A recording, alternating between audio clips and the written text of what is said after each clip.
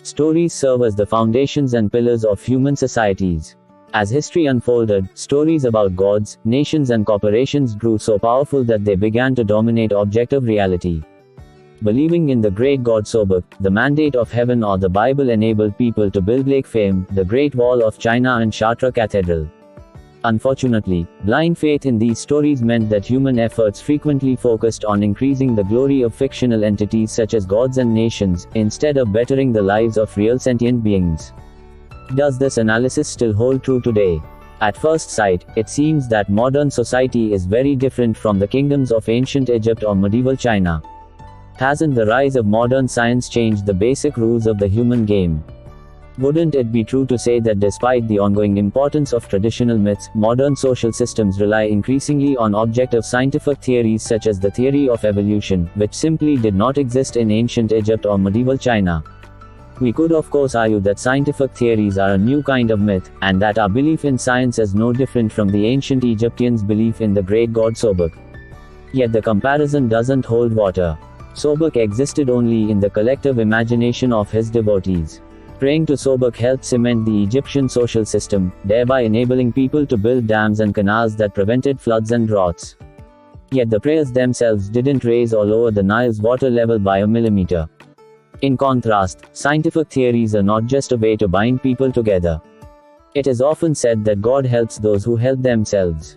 This is a roundabout way of saying that God doesn't exist, but if our belief in Him inspires us to do something ourselves, it helps.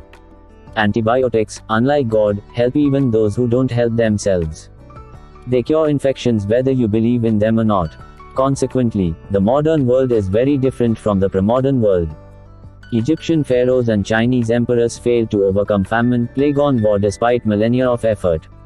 Modern societies managed to do it within a few centuries. Isn't it the fruit of abandoning intersubjective myths in favor of objective scientific knowledge? And can't we expect this process to accelerate in the coming decades? As technology allows us to upgrade humans, overcome old age and find the key to happiness, so people would care less about fictional gods, nations and corporations, and focus instead on deciphering the physical and biological reality.